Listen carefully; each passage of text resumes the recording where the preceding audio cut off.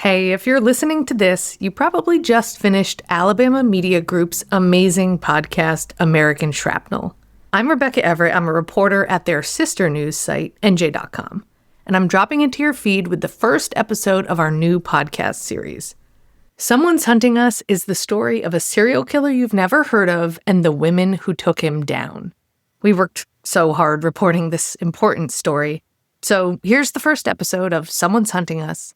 And if you like it, follow us on Apple Podcasts, Spotify, or wherever you get your podcasts. This podcast contains some gruesome descriptions of violence. Listener discretion is advised.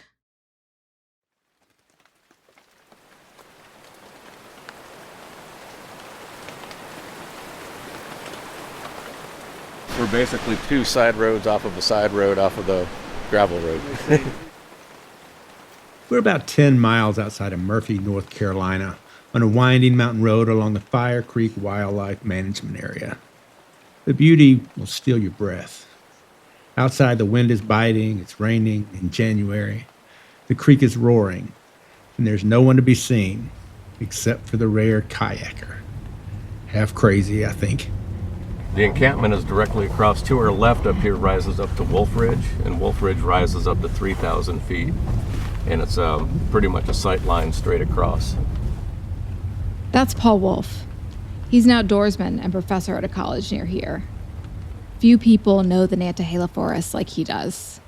He's hiked these woods with students hundreds of times, scouring the hills to look for what Eric Rudolph left behind. When Eric came here on the run that night, he left his trailer. He very hastily had to load things into his truck. He went into town. He drove out here just a little further than where we're standing, where we turned around, and somewhere he stashed the stuff from the truck. We're nearing Tarkiln Ridge, where Rudolph chose his winter hideout. These woods have been thinned by disease, which ravaged the hemlocks and left holes in the forest canopy since Rudolph hit here. Fire swept through more recently, as did floods from Hurricane Helene, leaving the forest even more sparse. But the rhododendron is still thick, almost impenetrable in places, and we're still a long way from the camp. We are on essentially as the crow flies, or aerial time, the 18-mile trek he had to make upon dumping the truck for the very first time and flee into the hideout. Eric Rudolph had prepared for this. For years, really. He began to plan his bombings after Ruby Ridge and Waco in Oklahoma City. He'd buried supplies, weapons, and camping equipment in the mountains, just in case. He stored drums filled with grain and beans, and packed more trash cans at his trailer. Basics that would keep him alive for 2 years, he thought. Ready to load in his truck at a moment's notice. He had the winter camp picked out and a summer camp miles away. When he learned on the radio that the jig was up, all he had to do was run. He spent the next 2 days coming back here and then shuttling his stuff up to the encampment. Now, this is a spot he had to have scouted out years before, because he knew exactly where he was coming back to. And that's approximately where he spent the first 6 months, because he had enough supplies. He did have his rifle. Eric Rudolph thought about disappearing into the woods right after he got back from Birmingham, or so he wrote in his manifesto. He spent a night hiding supplies in the bush, but when he didn't hear his name on the news, he thought he'd gotten away with it. He went to the Plaza Video Store, where he'd rented 197 movies in the previous 9 months. He didn't have good TV reception, and it seemed like he planned to hang around Murphy. He shopped for the ingredients to make spaghetti. And then, this according to his own account, he turned on the radio one more time. A witness saw the man get into a gray truck. Authorities are now searching for that man as a material witness. The truck was last seen going east on 2059 toward Atlanta. He listened to the 6 p.m. broadcast of an FBI press conference from Birmingham. He heard U.S. Attorney Doug Jones say his name. We have issued the warrant for a Mr. Eric Robert Rudolph. So he went to Burger King and ordered a double Whopper and a large fry. He knew he would need calories. He knew it was time. So he disappeared into the hills.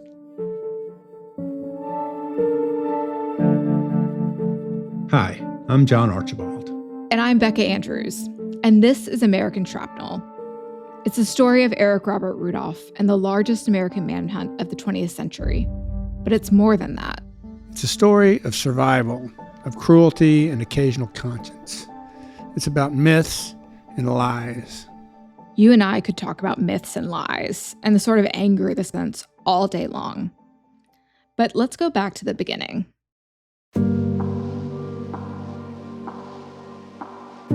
Eric Rudolph's family was tight-knit and maybe a little uptight.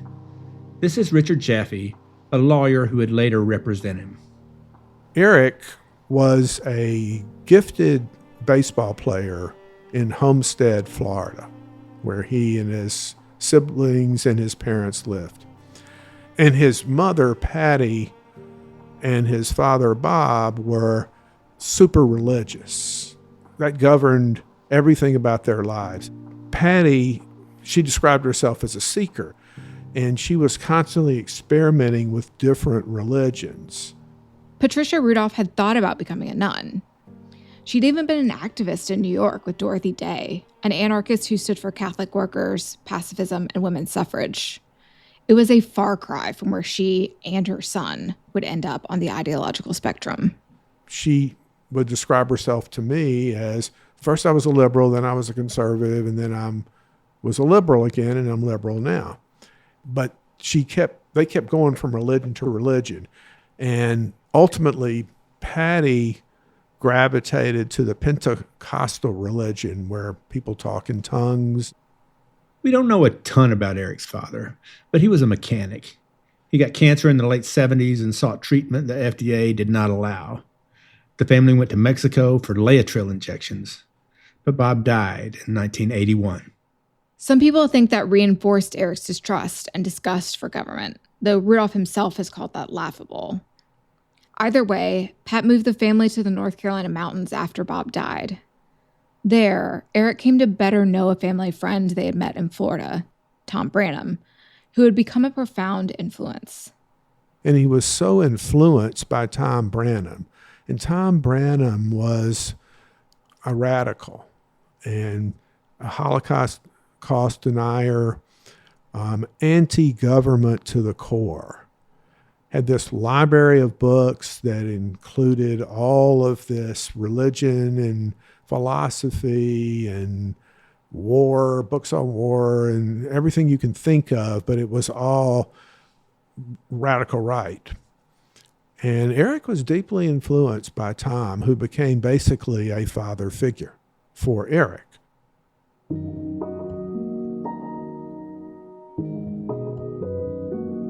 They moved right next door to Branham, on a long stretch of winding, unpaved road above the Nantahala River. It's a stunningly beautiful place, with high mountains, deep valleys, and roaring whitewater.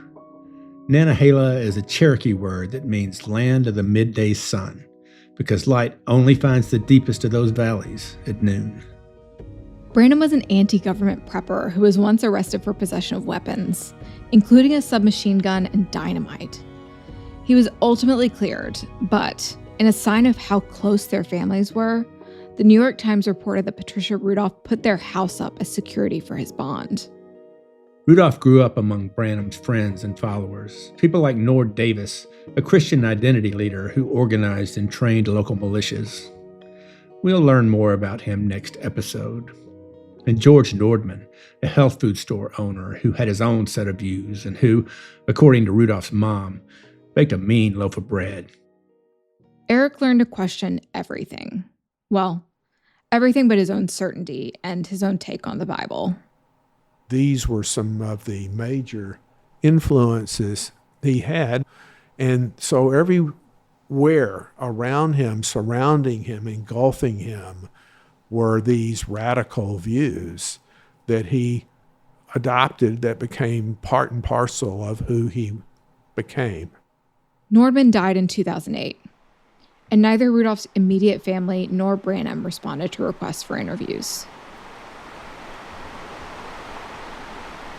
We're on Partridge Creek Road in Topton now, a spot I stood in 1998 as I tried to get Rudolph's family, or Branham, to talk to me in the days after the Birmingham bombing.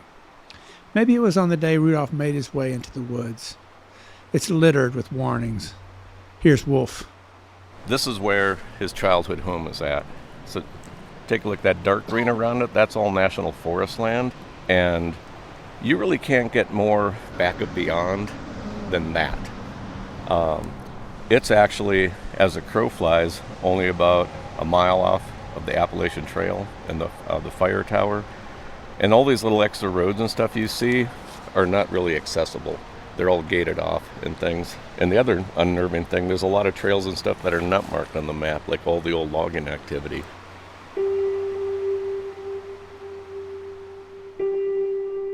Branham's driveway is gated and a little ominous. The yard's filled with old cars and machinery with the hallmarks of a prepper who wants to be left alone, no matter what happens to the rest of the world.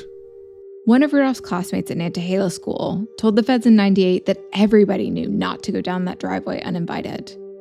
That was Randy Bryant, who said Rudolph hung out almost exclusively with Branham's nephews, and they all, including Bryant, knew how to improvise explosives from fertilizer or black powder. They could all make booby traps from gasoline or light bulbs.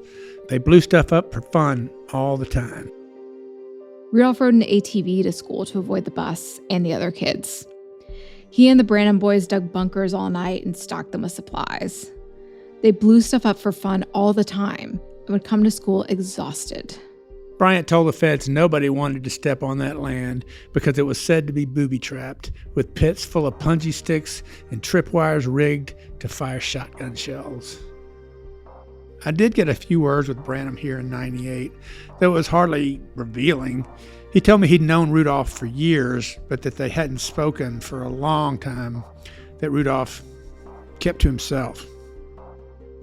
In an interview with an FBI agent, Branham called Rudolph a dangerous man with a mean streak. Apparently, he had shot Branham's daughter's cat because it was killing wild rabbits that he said he might need for food someday. Branham also said that Rudolph had killed 2 of his own dogs, one because it was barking too much. Federal investigators at the time, I guess Rudolph would have called them, agents of tyranny? They weren't just looking for Rudolph in the woods. They were tracking his movements over the past years, talking to his family and former schoolmates, to those who served with him in the Army or knew him from his travels. Rudolph's mom told agents he had been disillusioned with the Army. He'd been upset when he failed to become an Army Ranger, and she says he changed when he witnessed a helicopter crash in a night exercise. She said he had seen several of his buddies killed. He did not want it to happen to him.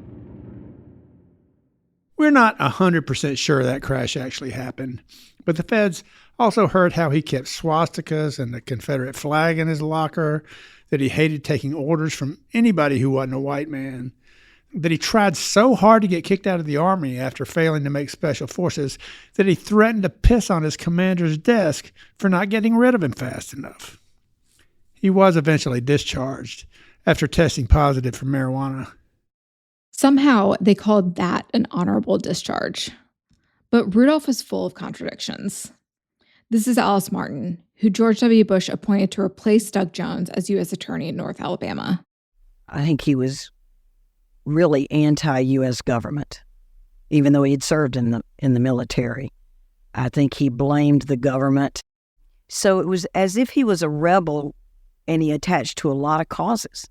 Gay, just Americans celebrating America and the Olympics, abortion, find me a cause and let my anger release on it.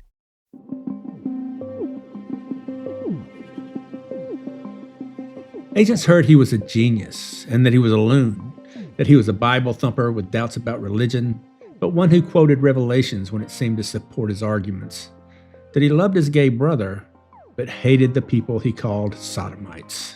They got some answers from Deborah Rudolph, who always had a habit of speaking her mind. Well, my name is Deborah Rudolph. I am the sister-in-law of Eric Rudolph, the Olympic Park bomber and various other bombings. And I was married to his brother, Joel.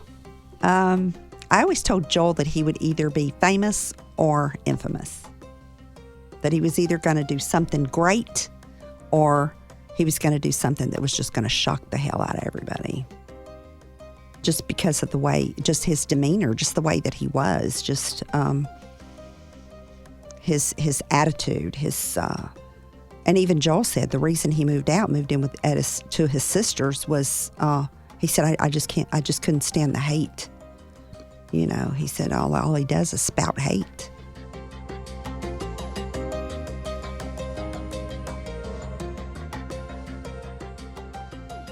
Deborah had stories to tell about Rudolph and a family that grew to disdain her. She told us how the family wandered in search of religion and direction from cults and militant groups.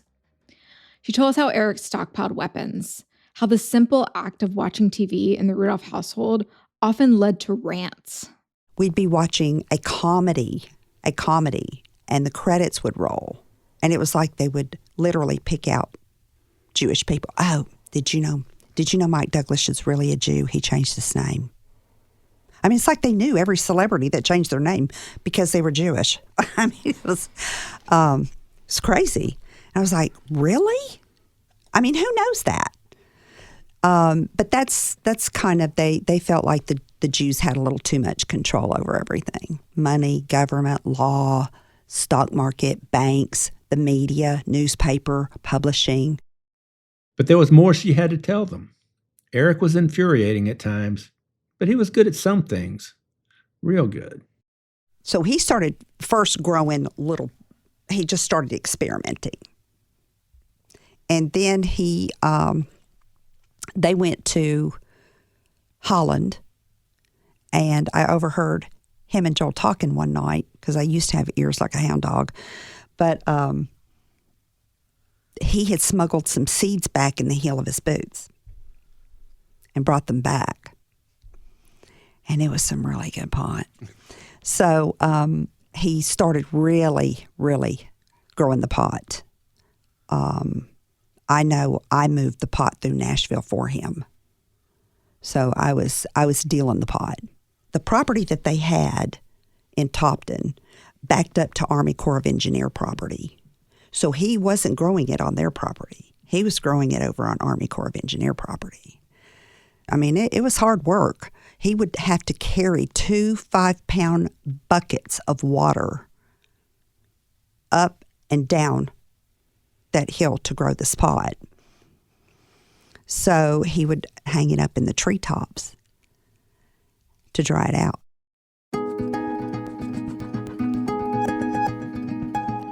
Eric brought pounds of weed at a time to Nashville. Deborah sold it in small amounts to get the highest return on investment. It was an uncomfortable arrangement, and Eric was a difficult collaborator, to say the least. I mean, I would come home from selling pot. I would come home with thousands of dollars in cash. And he would not let me have control, and he didn't want me to make any money. I mean, he never said, "Oh, here's 100," or "Oh, here, whatever." Wait, you didn't get a cut? No. What? I got a cut, but he just didn't know I got a cut. Okay. The arrangement made for a difficult conversation when federal agents came asking about Eric. The day they identified Eric, I saw it on the news and I went to work. I'd only been at my job 3 days, and I got a phone call. And they said, is this Deborah Rudolph? And I said, who wants to know? And they said, well, are you the Deborah Rudolph that lives on this certain street? And I said, I don't live on that street. You got the wrong person. I hung up the phone. Next thing you know, 3 FBI agents show up at my work asking to talk to me. She agreed to meet them at a restaurant across the street. Well, little did I know there was going to be the ABI, the TBI, the ATF, the GBI, and everybody else flew in from all over God's creation. So it was scary. I mean, I was standing there shaking. My knees were shaking. And I go, how am I going to tell these men? I need to tell them before they find out. Or maybe they already know. There's like a circle of about 8 or 9 men.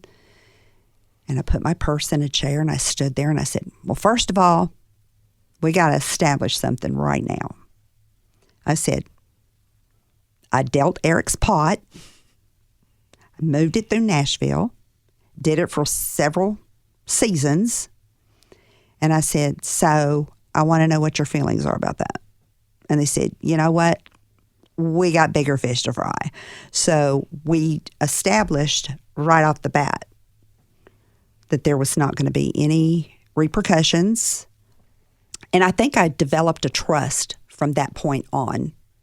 You know, it was a bond, if you will, if you can bond with the FBI. Can you bond with the FBI? The search for Rudolph continued to frustrate the feds, but the evidence against him was piling up. He had disappeared for weeks after the Olympic Park bombing without plausible explanation. Family members, Deborah being one, identified his voice as the 911 caller the night of that bomb. FBI asked me if I could recognize his writing. They also had me listen to the recording of when he bombed the Olympics. He called and warned them there's a bomb in Centennial Park. I did not recognize the writing, but I did recognize his voice on the phone. Archival notes from investigators and their written reports tell how explosive sniffing dogs hit on a towel and seat cushion and toolbox on Rudolph's property. CSIs at Rudolph's home found baseball caps and dark sunglasses, a blue plastic bag, and a wig, as worn by the man Jermaine Hughes followed in Birmingham. An eyewitness to the bombing of the Sandy Springs clinic told agents he was 99% sure Rudolph was the suspicious man he saw in a hoodie outside the facility before it was bombed. The feds found nitroglycerin dynamite residue in his home and his truck, just like the dynamite that was used in the Sandy Springs, Other Side Lounge, and Birmingham bombings. Rudolph didn't use banks anymore, whether because of distrust in institutions or because he was a pot farmer.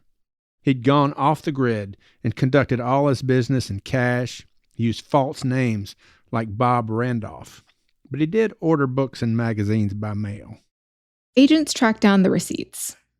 This is David Namias, who went on to coordinate the counterterrorism division of the Justice Department after 9/11. Well, it turns out mail order receipts are compiled nationally at some warehouse for the U.S. Postal Service.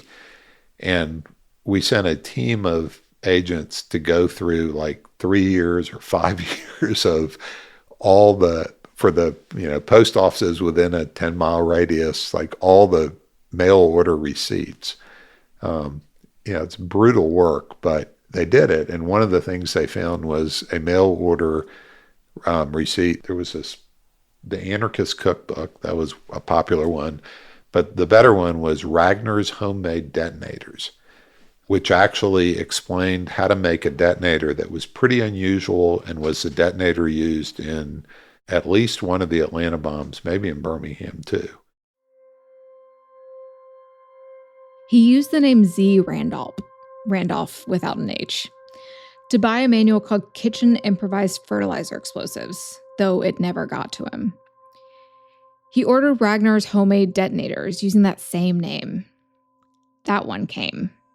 Agents found fibers in Rudolph's truck that seemed to match fibers on bombs and the Army of God letters that took credit for the bombings.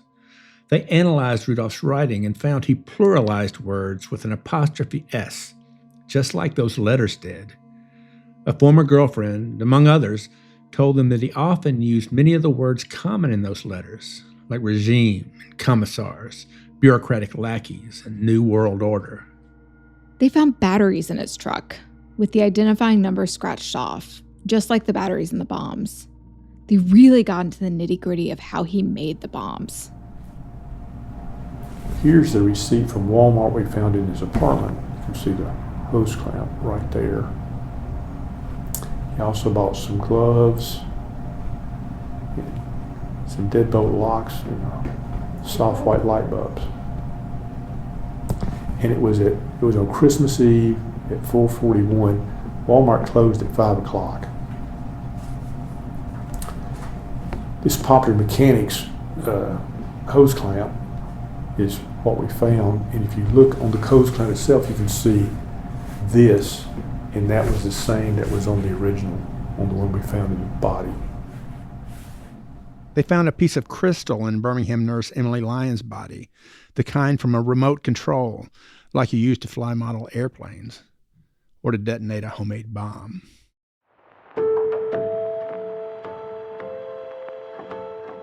Eric had watched the arrest of Oklahoma City bomber Timothy McVeigh, and he'd mentioned to his friend Randy Cochran that the Olympics would make a good stage for a bomb. He told his brother Joel, Deborah's ex-husband, his theory that change could be brought about by violence. He called it justifiable revenge, and Joel said the two argued over whether the end justifies the means. The feds still had to prove that Rudolph was in Atlanta. They looked at the blob man. That blurry photo didn't just match Rudolph as a metaphor for anger and hatred. It matched his clothing, too. Khaki shorts and hiking boots, his light-colored socks and a gray t-shirt. As the evidence piled up, there was little doubt that Eric Rudolph was the blob man. He was soon placed on the most wanted list, with a reward that ballooned to $1 million. His possessions from a storage unit were auctioned off. A gas mask sold for $27.50, a crate of motor oil for $3, and the original warrant to search the unit brought in $370. People who were buying that shit saw it as an investment. He was public enemy number one. As months passed, investigators, media wondered if he was dead or gone. They wondered how much help he could be getting from friends and sympathizers in the mountains. Here's David Namias again. You know, there were people who were not cooperative, certainly a lot of people who were not affirmatively cooperative with the government, you know, partly because Rudolph was clearly paranoid, even of his very close family, people he'd known. So the idea that he was out, you know, finding other people, I think that's very far-fetched. People disagree on that. But still, the feds put Eric's mom under surveillance. They tracked her phone records and those of Eric's friends, Tom Branham and George Nordman. Agents thought those people and others they were tracking became more active, even desperate to signal one another whenever there was news in the case. They thought it was a clue. Like one day in July of 1998, when Eric was running out of food and decided to stake out Nordman's house for supplies. The incident with Nordman's a weird one, and would almost get him caught. It seemed to be the first big break in the search for Rudolph, which is why, right now, we're trying to get to Nordman's house. Paul Wolf is showing us the way. So as we're coming up the bend here, to our right and then to the left would be where his George Nordman's house was at. And if we look up to our right too, this ridge that's above would be where he was looking down and watching. Basically, we can see right there, he'd be looking through. He knew when George would leave and go to his health food store in Andrews. And he ended up poisoning George's dog because it was bothering him. And then after George ended up changing the locks on the doors because he noticed that something was wrong. And then that's when Eric confronted George and asked him if he could help out. He had a list for supplies. George was very troubled by it and said he was going to pray. Nordman gave Rudolph a bag of food, but ultimately balked when Rudolph wanted more. Rudolph needed supplies as he prepared to leave his winter camp, cross the Fires Creek trails, and set up a summer home closer to Murphy. So he killed Nordman's dog, stole his truck, and took months' worth of food out of the house. He left him $500. I don't know if that was kindness or spite. The truck had a leaky head gasket, and the headlights didn't work, but it was full of gas. He planned to drive it back, but as he neared the Bob Allison campground, the truck began to sputter. And that's when he drove it into the campground, put the note on the dashboard that says, "Truck broke down, please return to George Nordman."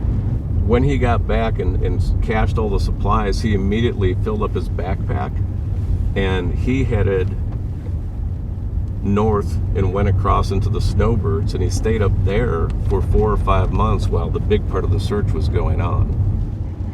On the truck, they found a single fingerprint of Rudolph's. Some locals argue it was deliberately placed there to signal to Rudolph's family and supporters that he was still alive.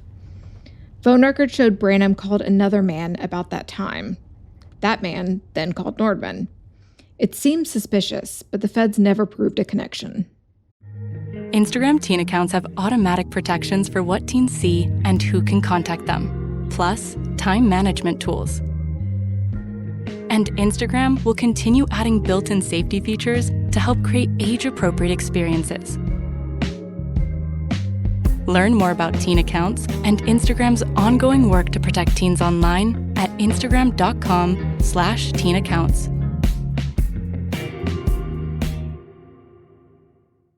Rudolph stayed on the move, burying supplies at various places, planning more bombings, and trying to stay ahead of the law. If you believe his accounts, as we've said, he's not always the most reliable narrator. He had close calls and ran into some Keystone cops along the way. At one point, he claims he stole another truck, intending to drive to Asheville to plant a bomb at another abortion clinic, but it was low on gas. Rather than try to stop in Marlboro or Andrews where he thought he'd be known, he figured he'd drive the opposite way to Murphy, fill up, go to Asheville, plant the bomb. Well, on the way to Murphy, that's when he ran out of gas. He started walking to the gas station. The Murphy deputies picked him up, drove him there, drove him back, and that's when he lost his nerve. So he had the bomb, and that's when he decided, at least from the reading of his memoir, that's the one he took and planted at the FBI headquarters at Murphy at the National Guard, and that's when he lost his nerve. Think about it. He went to the headquarters where the search for him had been directed, where the helicopters and dogs had been dispatched to find him. And he planted a bomb. This was 2 years in. We asked Paul Kish, who would later become one of his lawyers, if the bomb was ready to blow. Yes, indeed. Yes, he did. At one point, he told me he could see Sally Yates, the first, who's later became very prominent, but he could watch Sally walking in and out because she was one of the few women on the DOJ side, and he considered placing it in the path of where she would have been walking to her car. I told Sally that once. It was not a pleasant conversation.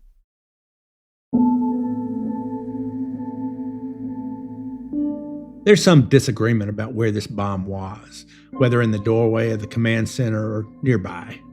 Regardless, Rudolph watched the agents from a small peak across from the headquarters. Somebody described it as a 9-iron shot away from the feds, but it was more like a Tiger Woods driver in his prime. We went to the old headquarters with Wolf. It's abandoned now, but you can see the peak across the way. You can see the doorway where the bomb was thought to be planted. And you can't help but see the similarities between the armory and the New Woman All-Women Clinic in Birmingham. All he had to do was push a button. So he found this to be the ideal situation because the force of the bomb would be contained within the entry. So he had planted in here where obviously there were some bushes. There's a leftover azalea there and some privet coming up, hidden as such. And then he had a clean visual shot as they came, and it was a radio trigger on the bomb. And as soon as they had stepped in, he knew he had them basically in the trap. For whatever reason, he didn't press the trigger. As he said, after watching the same two agents for over a 2-year period, that he had come to maybe personalize them a little bit more as people. And he did make comment about what, I think what one of their children would say afterwards. And then he also started to think about that these two agents weren't, what good would that cause? Would he really further his cause by killing them? Over time, the search began to taper off, even as they continued to build the case against him. Here's Mike Wisnant again. We'd already pretty much gathered all of our evidence, so it was a matter of the manhunt. And after a while, we felt like we had covered everywhere we could cover up there, and the daily manhunts were not very productive. So the FBI cut that back substantially. They kept some agents up there, but it was only a shadow of what it had been. A lot of contradictions remained.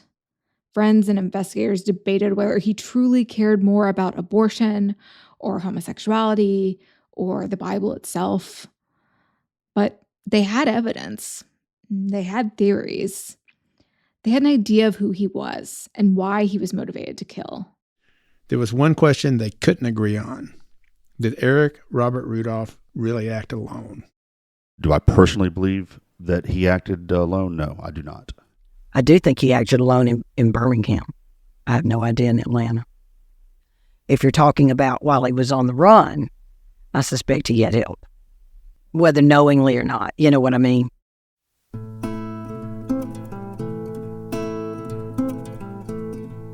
Next time on American Shrapnel, we'll meet the forces that influenced Eric Rudolph, those who may have helped him up close and at arm's length.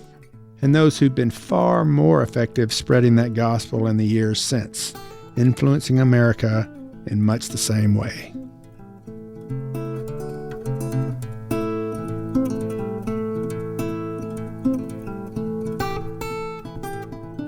American Shrapnel is a production of Alabama Media Group. It was written and hosted by me, Becca Andrews. And me, John Archibald. Our co-creator and executive producer is John Hammontree. This episode was edited by Chris Hoff. Our field producer is Sarah Whites-Koditscheck, and our social media producers are Caroline Vincent and Mila Olivera. Our logo and cover art were designed by Jack Browning. The song you're hearing right now is Birmingham by Beth Thornley and Rob Cairns. Challen Stevens is our editor-in-chief. Consulting producers Dan Carson and Ashley Remkes provided valuable feedback. Special thanks to Paul Wolf, Richard Jaffe, Deborah Rudolph, Alice Martin, David Namias, Mike Wizenet, and Paul Kish. Thanks also to Catherine Oseas Champion and the Birmingham Public Library, and the radio voice of Dan Carson. If you like our show, please leave us a rating and review and follow us on Apple Podcasts, YouTube, or your favorite podcast app. Thanks for listening.